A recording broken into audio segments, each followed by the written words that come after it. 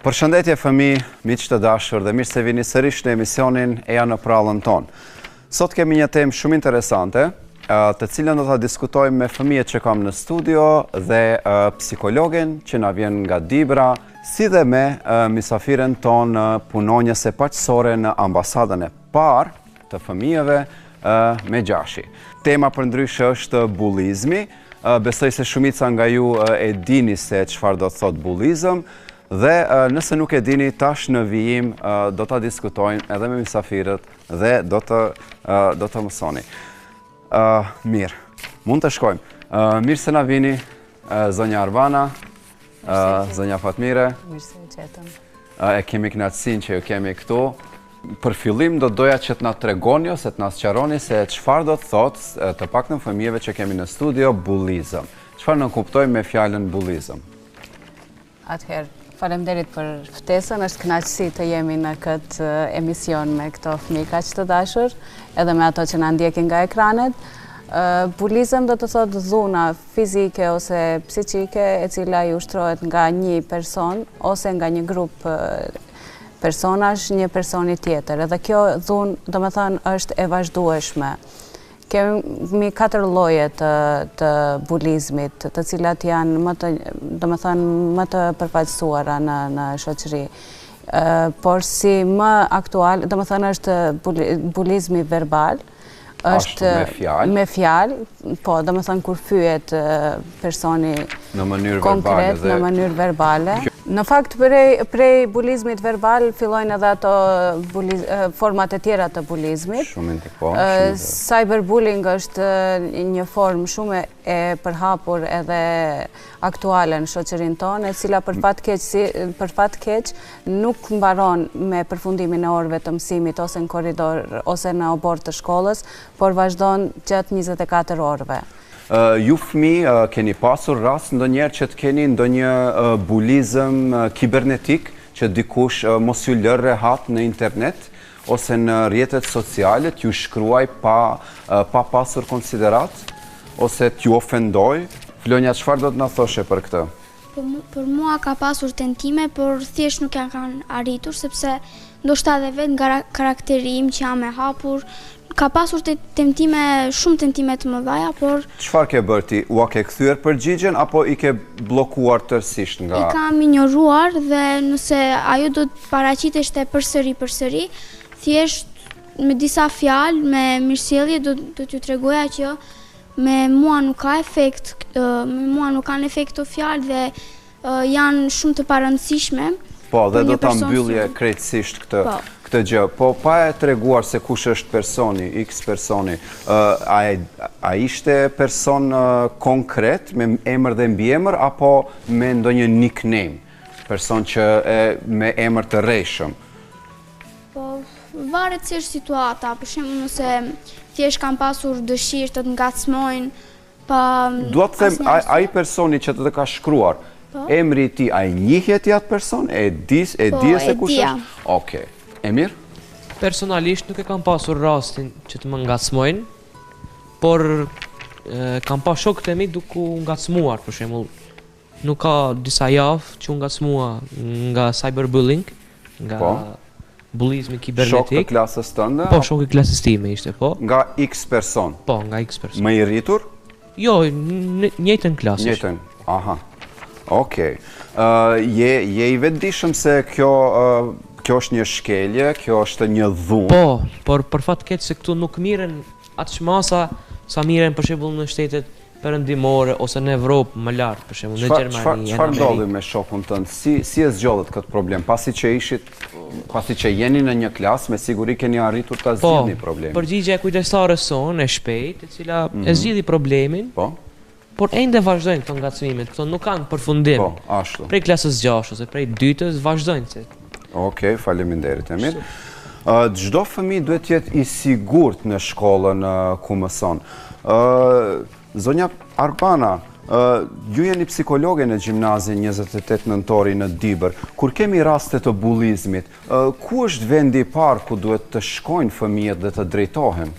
Unë ju falenderoj për ftesën dhe gjithashtu edhe për këtë iniciativë që të rritet ndërgjegjësimi, sidomos mes fëmijëve për atë se çfarë bullizmi paraqet dhe cilat janë hapat që duhet të ndërmerren në raste të bullizmit.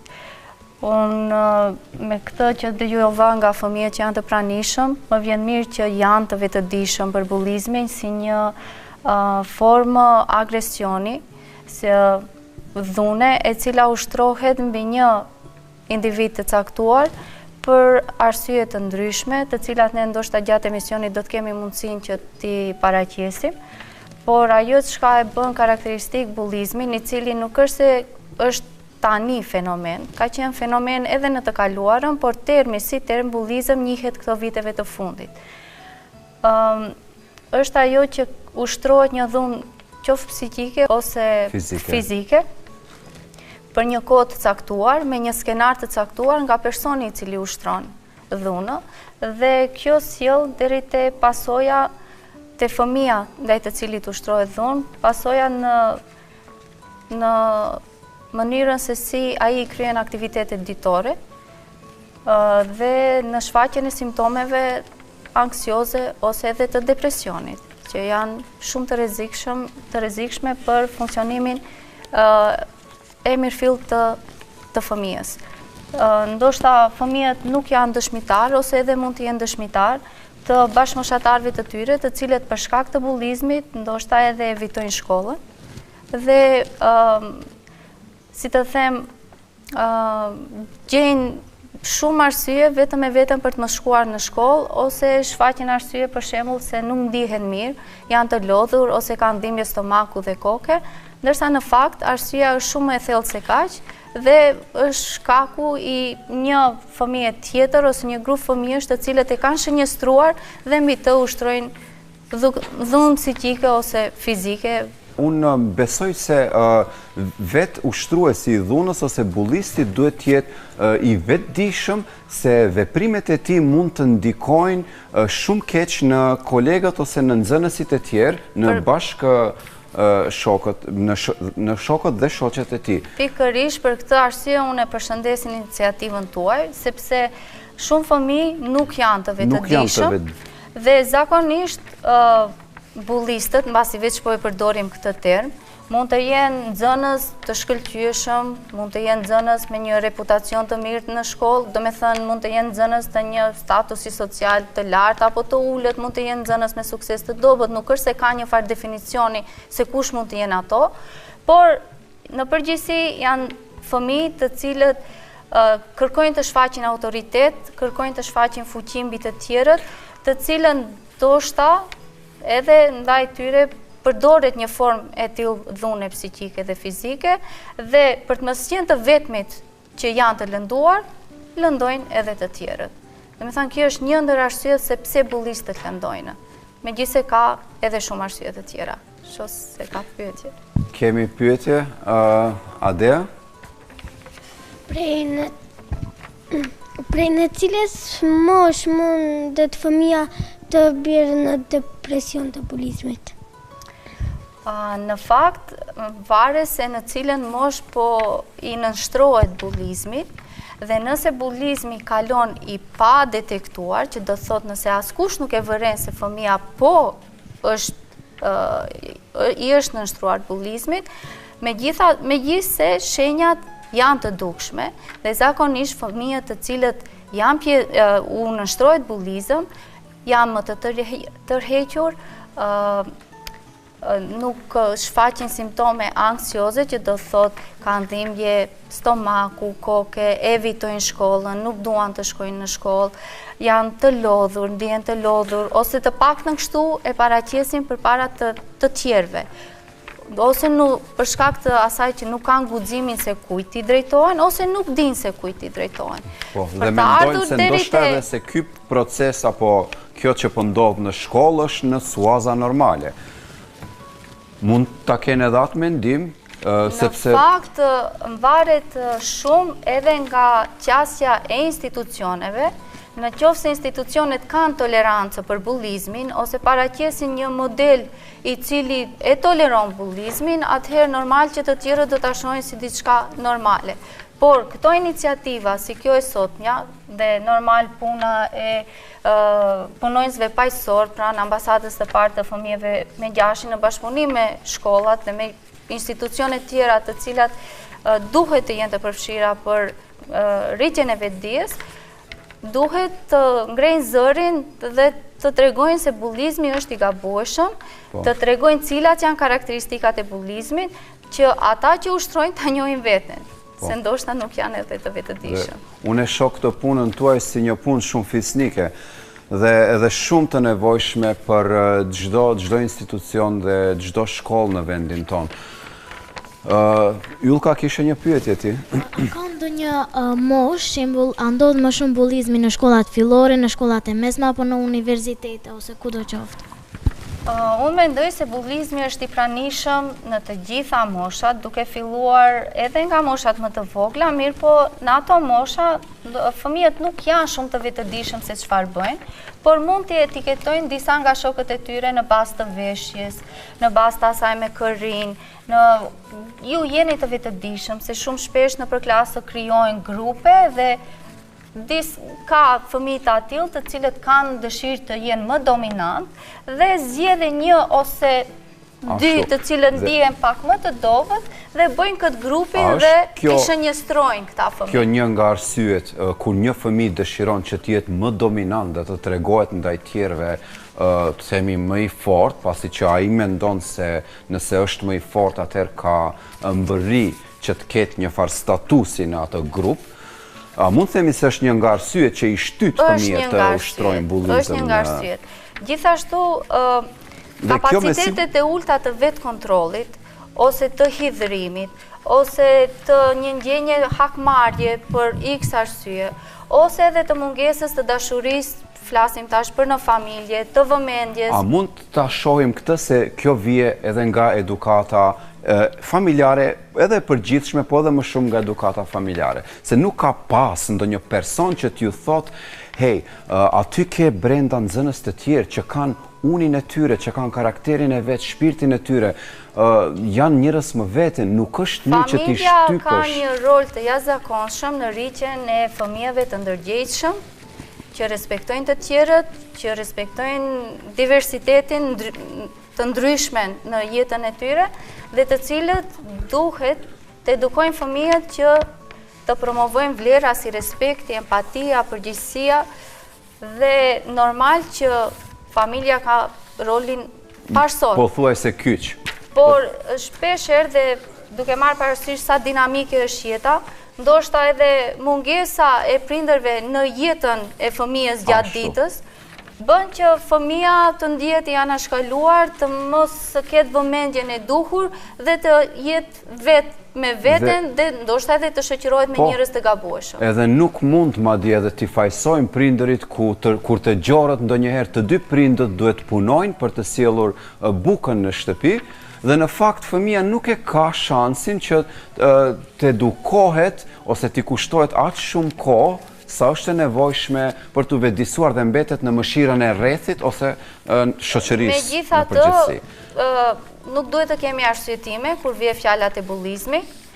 Ne duhet të bashkëpunojmë të gjithë, si shkolla, si familja, si institucione tjera, mediume gjithashtu, sepse vërtet ka koha që bullizmi të trajtohet si temë në nivel kombëtar dhe duhet të tregohen cilat janë pasojat, cilat janë karakteristikat, se ndikimi negativ nuk është vetëm në atë ndaj të cilit ushtrohet bullizëm, por është edhe ndaj vetë personit i cili ushtron bullizëm, i cili ndoshta më vonë në jetën e tij do t'i shfaqen pasoja edhe në shëndetin e tij mendor, por mundet edhe të ketë, le të themi, probleme me sjelljen ose edhe me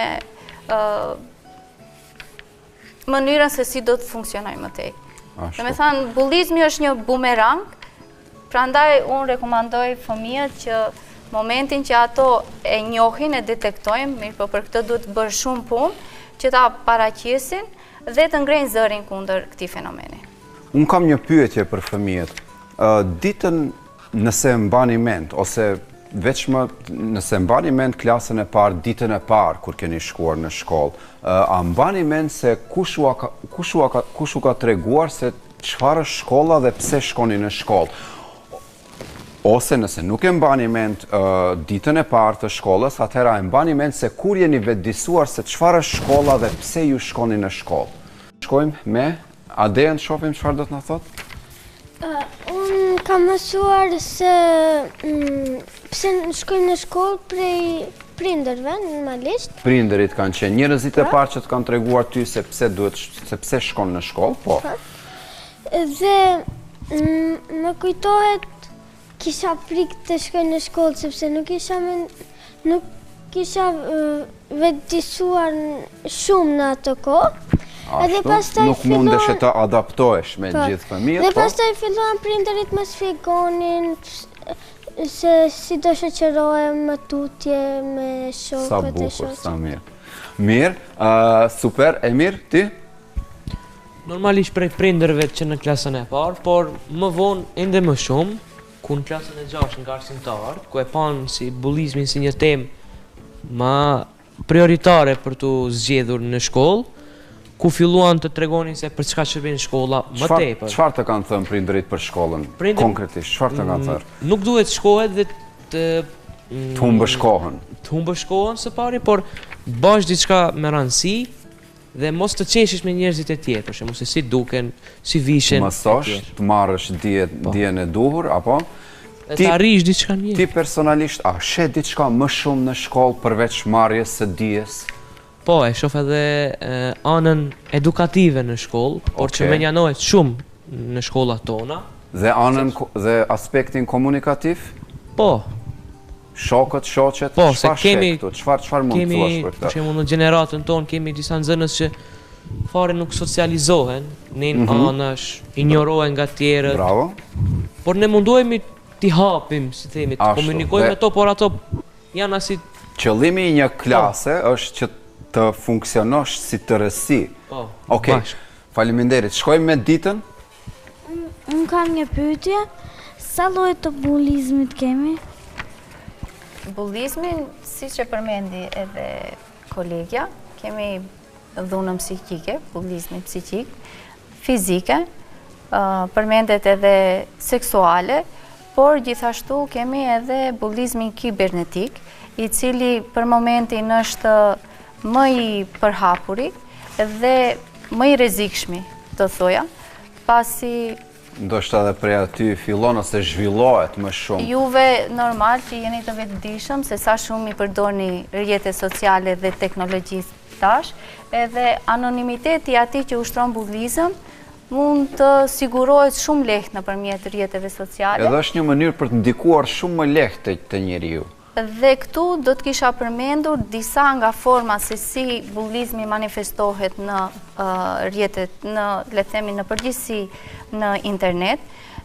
E para është kur dikush ju a keq përdorë llogaritë tuaja, qoftë në rrjete sociale ose emailin, besoj se ju jeni të vegjël, ndoshta nuk e përdorni akoma, dhe në emër tuaj shkruan diçka ose i shkruan dikuj dhe personi në fjalë i cili e pranon mesazhin mendon se i keni shkruar ju, a në fakt nuk jeni të vetëdijshëm. Dhe kjo mund të sjellë deri te një konflikt më pas. E dyta është shpërndarja e videove, e fotove pa dijeninë e personit në fjalë. Mund të ndodhë. Që është një rast i shpesht. Po shumë i shpesht dhe unë e di se ju jeni të vetëdijshëm, për shembull pa vetëdijen tënde, fotoja është shpërndarë te shokët në Viber dhe ajo foto shkon dorë më dorë te njerëzit e të cilët nuk është destinuar të shkojë. Po. Do të thonë, një foto private apo një material privat duhet vetëm me lejen tënde të shpërndahet. Madje prej kësaj mund të bien edhe prej manipulimit. Dhe kjo nuk ndodh vetëm te fëmijët, ndodh edhe te të rriturit dhe mënyra e tretë është lajmet e rreshme. Shumë shpesh, ndoshta ti je më i vetëdijshëm nga se je me moshë pak më i madh, ndodh që përhapen lajme të rreshme për fëmijë, ose mund të montohen foto të ndryshme, të cilat me anë të Photoshopit, pasi ka aplikacione shumë të ndryshme të cilat përdore, dhe për këtë arsye mendoj se gjëja më e keqe është se teknologjia merr një emër të keq. A në fakt teknologjia duhet të përdoret që ju të zhvilloni njohuritë tuaja dhe mund të jetë një burim shumë i mirë i të mësuarit, por nga këto keq përdorime vihet deri tek mendimi se teknologjia edhe mund të bëjë dëm fëmijëve. Ashtu. Ylka, ti, çfarë doshet na thuash? A ka fëmijë ose a përcaktojnë fëmijët, a ushtrohet më shumë bullizëm tek fëmijët ku kanë të meta, me nevoja të veçanta, apo edhe tek fëmijët që janë normal, shkojnë në shkollë? Kështu. Zakonisht, bullizëm ushtrohet te fëmijët që janë, le themi, të shkëlqyeshëm në gjithë shka, ose të talentuar për shkak të vëmendjes që marrin nga gjithë të tjerët. Ushtrohet edhe te fëmijët me aftësi të kufizuar, për shkak të diversitetit ose sepse janë të ndryshëm dhe ai që uштron bullizëm nuk është i vetëdijshëm se sa e dëmton atë fëmijë. Bullizmi ushtrohet edhe pak para ju përmendet se e marrin këtë si tallje dhe në mënyrë të talljes ata ndikojnë shumë keq te. Do me thënë, ai që ushtron bullizëm nuk është i vetëdijshëm se sa e lëndon tjetrin. Dhe më e keqja është se kjo vazhdon për një kohë. Dhe për këtë arsye duhet edhe intervenimi të rriturve. Në rast të parë duke filluar nga kujdestarët e klaseve, nëse jeni nga klasa e 6 deri në të 9 ose në shkollat e mesme, ose mësueses që keni për klasët më të ulta. Unë gjithashtu rekomandoj që fëmijët të flasin me prindërit në rast se shohin se dikush ndaj tyre ushtron dhunë fizike ose psiqike. Prindërit duhet të jenë në bashkëpunim me arsimtarët dhe së bashku të zgjidhen këto probleme, sepse nëse prindërit e atij që ushtrojnë dhunë bashkëpunojnë me prindërit e atij që është viktima dhe këtu ndërhyj edhe shkolla në mes, normal që problemi edhe mund të zgjidhet. Këtu doja edhe të dal. Çfarë ndodh me prindërit të cilët fëmijët e tyre janë bullist? Sa janë të gatshëm ata që të bashkëpunojnë me shkollën ose të investojnë në fëmijën e tyre? Unë mendoj se zakonisht prindërit, edhe nga përvoja që kemi, normal që nuk ndjehen mirë të kuptojnë se fëmija e tyre është bullist ose ushtron bullizëm. Sepse çdo prind, nëse jo diçka tjetër, kërkon që fëmijën e tij të paktën ta ketë të sjellshëm dhe të suksesshëm. Për atë mundohen të gjithë prindërit. Por në raste kur ndodhen, normal në fillim prindi shfaq rezistencë, nuk don ta besoj ose i duket e pabesueshme. Mirë po, nëse qasja... është faktori kyç në përmirësimin e këtij problemi, sepse është më i afërt me fëmijën. Mirë po, nëse qasja është e duhura, dhe këtu do them se edhe ai që ushtron dhunë është mirë të mos paragjikohet, por t'i ndihmohet. Sepse edhe ai ka nevojë për ndihmë. Sërish flasim për fëmijë, të cilët përsëris mund të mos jenë të vetëdijshëm se kryejnë bullizëm, dhe është shumë me rëndësi që ato të ndërgjegjësohen dhe ta dinë se kanë përkrahje që të përmirësohen dhe me ato duhet të punohet, të këshillohen për një periudhë të caktuar që të njëjtën sjellje të mos ta përsërisin, sepse qëllimi i bashkëpunimit është që sjellja të mos përsëritet. Një pikpamje shumë e mirë dhe me të vërtet duhet të ketë kujdes edhe prindi, por edhe të tjerët gjatë procesit të përmirësimit të këtyre fëmijëve. Kisha dashur të shtoj edhe diçka, se zakonisht prindërit momentin që ballafaqohen me një situatë si kjo, marrin fajin mbi vete se ndoshta për arsye që përmendëm ose nuk janë shumë të pranishëm në jetën e fëmijëve të tyre, edhe çdo familje ka mënyrën e vet se si funksionon, edhe normal që i din ato mungesat. Megjithatë, sërish them, përkrahja që jepet në të gjitha palët duhet të sigurohet për të gjitha palët, edhe për familjen e atij që ushtron bullizëm, edhe për palën e, do me thëmë, për viktimën. Dhe desha të cek se gjatë bullizmit nuk është se kemi vetëm atë që ushtron bullizmin dhe viktimën. Një pjesë shumë të rëndësishme kanë edhe dëshmitarët. Do me thënë të gjitha ta që jenë dëshmitarë të skenave të atilla dhe që ndahen në dy grupe, në ato që lëndojnë në thojza dhe ato që ndihmojnë. Vëzhgusit, thënë ndryshe, në klasë ndodh një skenë bullizmi, mirë po skena e bullizmi zakonisht ndodhen një viktim edhe 2-3 të tjerë të cilët e ushtrojnë atë. Por klasa ka 20 nxënës. Nëse këta të tjerët, 10-15 nxënësit, nuk qohen dhe ngrenë zërin që të ndihmojnë këtë një shok të vetmuar, atëherë do me thënë kemi vëzhgus, ose kemi ndihmës e grupi i dytë janë ata vëzhgus të cilët nuk mund të rinë duar kryq dhe të cilët shojnë zërin. Formë tjetër e bulizmit e cila është më pak e njohur është përjashtimi. Edhe këtu, do me thënë, në këtë fletushk ne i kemi paraqit si personi nxënësi i cili është diskriminuar, edhe këto të tjerët të cilët janë, në do me thënë, shoqëri. vëzhgues. Edhe kjo forma është më pak e njohur në shoqëri. Do me thënë, më me pak zë Na është... thoni diçka në lidhje me fushatën që keni bërë ta shkote fundit me ambasadën e fëmijëve me Gjashi.